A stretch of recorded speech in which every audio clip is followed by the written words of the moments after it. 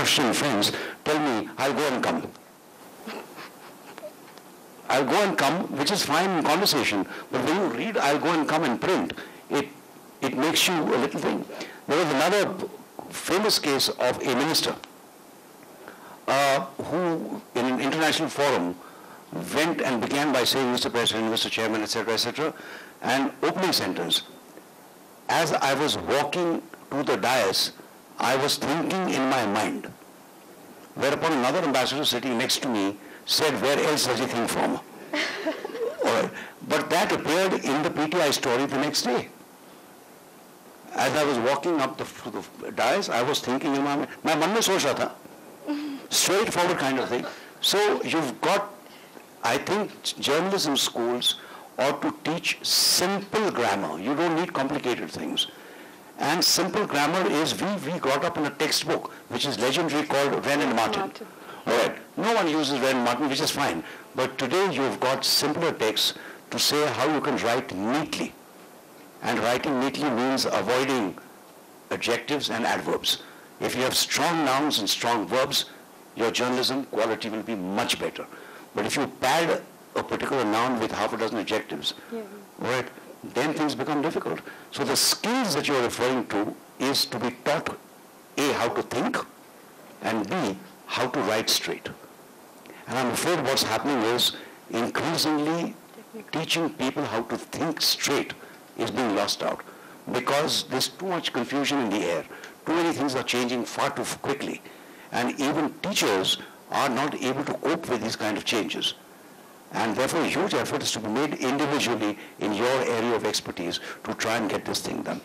But given the choice, I'd spend 3 months just teaching grammar, and the techniques will follow later. ये समस्या हिंदी में और ज़्यादा है.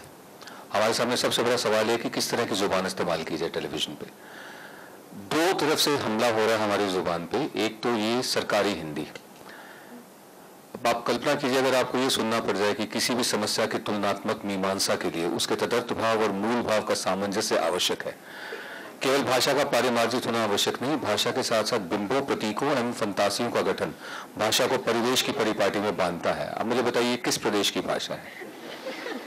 एक तरफ सरकारी हिंदी इस्तेमाल होती है टेलीविजन पे, दूसरी तरफ हिंदी का वो रूप है जो इलाकाई है, रीजनल है, जिसका तलफ़ुज़, उच्चारण भी सही नहीं है. रमजान के दिनों में फौज को निर्देश दिया गया है, ये मैंने अपने कानों से सुना है. हमारी सबसे बड़ी समस्या है कि मुहावरा कौन सा हो, ईडियम कौन सा हो हमारी जुबान का. हमारे पास एक मुहावरा है जो आपने मेन स्ट्रीम का जिक्र किया, हिंदी फिल्मों का मुहावरा है कि जो हिंदी फिल्मों का ईडियम है वो मेन स्ट्रीम हिंदी है, हम उसको इस्तेमाल नहीं करना चाहते. दूसरा, हमारे पास एक हिंदुस्तानी का आम बोलचाल की जुबान में जो रवानगी होती है वो मुहावरा है हमारे पास, लेकिन हमने पोजीशन ले रखी है कि नुक्ता जो होता है वो इस्लाम के साथ आया था, इसलिए नुक्ते का इस्तेमाल नहीं करेंगे. तो नुक्ता विहीन समाज भी बहुत बड़ा है यहाँ पर, जो ज को ज ही बोलेगा, जाहिल. तो एक ये राजनीति भी है इलाकाई. तो भाषा की जो दिलीप ने बात करी, बिल्कुल यही समस्या हिंदी पर भी लागू हो रही है. सिर्फ व्याकरण की समस्या नहीं है, ईडियम की, मुहावरे की समस्या हमारे सामने. When I was a journalism student, we were told that there is something known as journalistic ethics. It's not a written law, but we follow it. And when you become a journalist, you need to follow it. When I teach my students today, I tell them about journalistic ethics. Certain things you do not touch. Certain things you mention. And many more. My students question me back. Name one journalist or one person in the media who follows journalistic ethics. And to be frank, everyone who comes in print, everyone who comes on television defines and redefines journalistic ethics according to their work.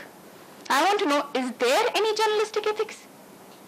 Well, you can now cite 2 names of people you've just heard all morning to your students. All right? Because without making a to-do, I think the terrible thing about journalists is you shouldn't make a to-do. I am after the truth. Truth shall prevail.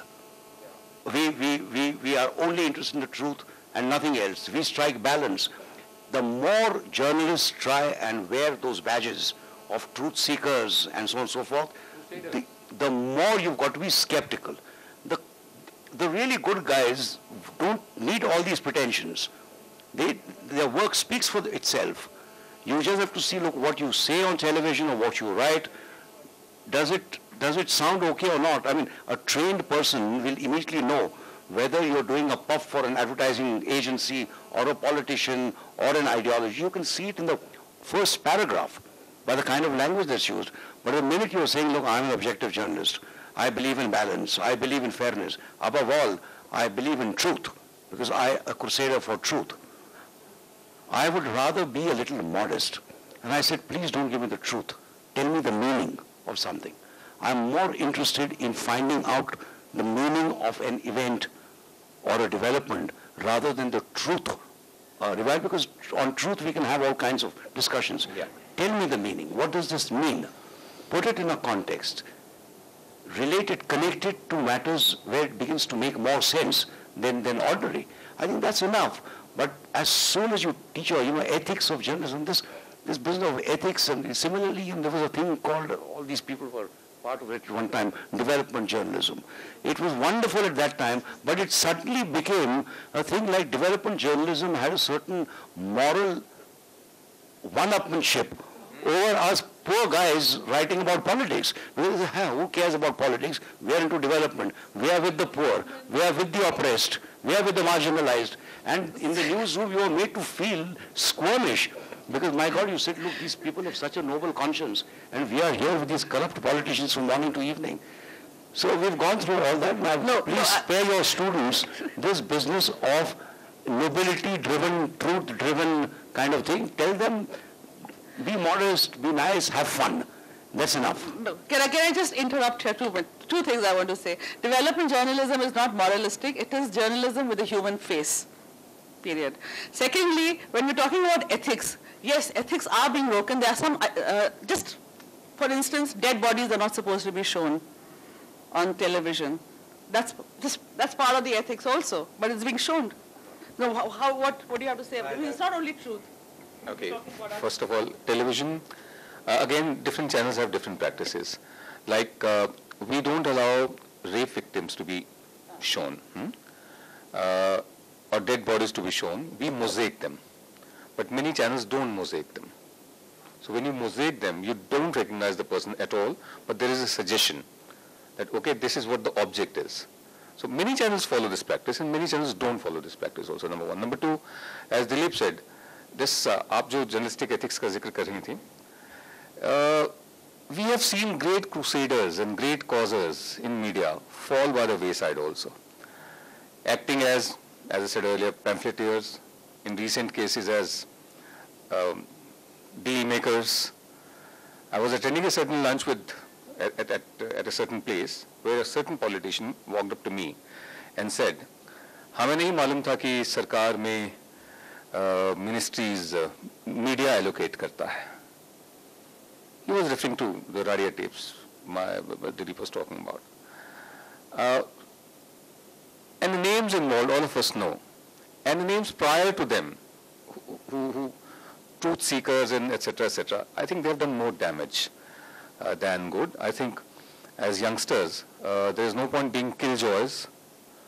Do your work, hard work, good work, and enjoy yourselves, really. No, I just want to say it's not necessary that you will be a crusader in that sense, but whatever you do in journalism has to be based on truth. Whatever you're reporting mundane, that there is an event in International Center, so on basis of truth only you're reporting, so you cannot leave truth out and say that you can do journalism without it. What I mean to say, it's not the question of just pamphleteering. I mean, this is like totally tarnishing so many peace arenas and all have taken up so many issues over the years. I mean, there's so many journalists, Arun Shourie, everyone, including I suppose you also may have taken up certain issues. So truth is the basis of journalism. Yeah, it's also like numbers. Now, there's one train accident which takes place. Tell me how many newspapers say the same figure. That you have 11,000, how many newspapers you quoted? There will be 11,000 figures. Some would say 4 people killed, some would say 400 people killed, somebody would say 15. So that also is truth. Aren't we compromising on that? Why can't a simple thing like that be uniform? What is meaning? Is meaning or interpretation? Huh. Sometimes meaning is misunderstood and people interpret in their own way and we say that that is truth. This may not be truth.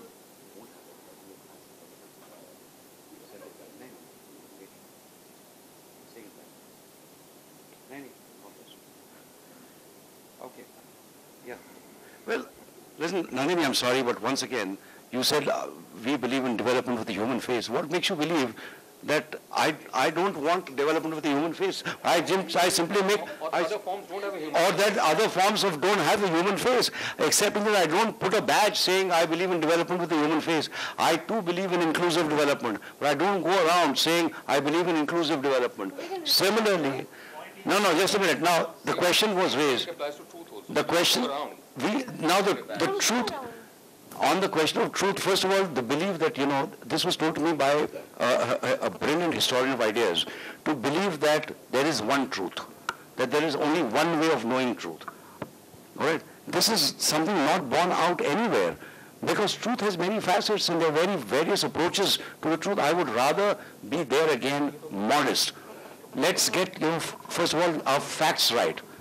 All right? Now, what happens is, there again, in a society, it is difficult, because someone once told me facts, but nothing but facts. I said, in that case, the most exciting book in the world will be the telephone directory, because it is nothing but facts.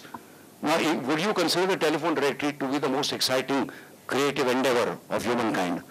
So he said, you're making a joke of me. I said, no, you tell me. So yes, there are facts. Then there is, as I said, meaning. How do you interpret it? And much will depend really on your worldview of things. Your worldview of things. I believe, for example, very strongly that India's pluralistic nature has to be upheld. That no one region, community, etc. should be given the right to dictate what the others should believe in, how they should do. Similarly, I've been against all these moral police who've been bashing up young people in Bangalore and elsewhere. That's not their business. What clothes to wear, what to do, etc., etc. So, obviously, I bring in those ideas of mine in my interpretation. But the factual position is, for example, I'd love to write a report on today's meeting, this morning's. I would say so many people attended, there were so many students, there were so many faculty members. What was most impressive was that girls outdid the men by 1 to 7, because there are 7 times more girls than men in the hall. By a quick calculation that I've done, what does it tell you about the profession? It has been feminized in the past 20 years. It will be almost entirely feminized in the next 10 years, because the men will not be there in the newsroom. All right. So now, these are thoughts going on in my mind while I'm listening to you. How do I interpret it? Then I say, I ask them 4 questions. These 4 questions, what do they tell you about the state of mind of these guys? All right. Now, this is, so if you want to write a plain report for a local rag, then you say this happened, but then what they will say is, the panelists today bitterly fought each other in the presence of 80 students because Vinod Dua and Vinita Deshmukh had something and I was caught in the crossfire. Right? This is what they will report in the first paragraph. Right? But that's not the case. It's been an extremely interesting exercise, and I think the time, Nandini, is more or less over. Just support Nandini's thing, just because of one thing. That, 1 minute before that. One minute. Okay. I'll just finish it. Godhra was a fact. You gave an example of the organizer. The organizer will tell one meaning of it. And you gave the CPM's this thing, they will tell another meaning of it. And ultimately the human face may get lost in the whole thing. So what is it? Human face or just telling the interpretation or meaning of the truth? Well, I was deeply involved in reporting Godhra and post-Godhra, so I can answer that. All right. You go and talk. As you said, you are skeptical about everyone. Begin with. So you went to the collector, you heard the collector's side of the story. You went and met the families of the victims, you heard their side of the story. You met the cops, you heard their side of the story. You met the Vishwa Hindu Parishad guys, you heard their side of the story. You met activists against Narendra Modi, you heard their side of the story. And then, in all honesty, you reached a certain conclusion. And the conclusion was that there was a deliberate attempt on the part of the state government to browbeat a minority. You gave facts, you listed the facts. You also gave those who questioned this. But in the end, so am I telling the truth? No, but I'm merely presenting the facts as I saw them and my conclusion based on those facts. All right. You can go wrong. But I've seen there, I was part of the Editors Guild of India, which went and also did a report on how the media in Gujarat covered this entire incident. It was a despicable moment for Indian journalism, the way Gujarati papers, with 2 exceptions, maybe 3, covered the entire riots. It was biased. They fanned the flames of bigotry at that time, and all of that is in the list. So you can go by it, you see. They said all kinds of things, but this was witnessed even earlier when the Ayodhya mosque was felled. You know, Dainik Jagran reporting rivers of blood flowing. There were 2 bodies, and that too from the cremation ground, nothing to do with the killing. So that sort of thing happens. So I'll be again, you know, I don't claim, I'm not a seeker for truth. Not at all. I mean, the last thing I want to be is seeker for truth. And the first people who will drive me out of the house are my children. Please don't get us the truth. Just be nice, be good, tell us what you've learned. We'll accept or reject it on the basis of our understanding, which I think is a healthy way of doing things. No. What I mean to say, in journalism, first is reporting on the facts that have happened. Then senior journalists taking over as per they have done a lot of studies, like you said about Godhra, gone there, then done an interpretative story. Now that's why I'm saying that there are 2, 3, ladders to the journalism, but at the beginning of it, you have to place the facts. Then later on, then you have news analysis, you have opinion pieces, you have expert opinion. That is different. But how can you say that there can be no 100% truth? 100% truth philosophically cannot be there. But by the journalistic laws, you are placing your facts, and that is the truth for a journalist, based on the law, based on the documents that you procure. That I think is a different ladders to journalism. I think we're running out of time. I began by telling very quickly, because I'm told we I have have a simple question to all the types of media such as TV, newspapers, radio and all. So when they're starting the news, why they're not saying good morning India or good afternoon India, like that? So it will help us that we know that we are an Indians. I think you'll have to ask them, I don't use any of this. You're quite right about this. Anyway, I began by telling you a little story of, when I went to Prague, etc. Let me end by another story. There is a very well-known British playwright. His name is Tom Stoppard, and he wrote a play, and it's about a journalist. And I hope it should be made compulsory reading in journalism schools, because it tells you a story about a reporter who goes to an African country where the army is just taken over. And he gets an exclusive interview with the new boss. So the question asked is, Mr. General President, is the press in your country free? So the General President ponders for half a minute and says, well, it is relatively free. That is to say, it's owned by my relatives. There is a program called Good Morning India on NDTV. Watch it.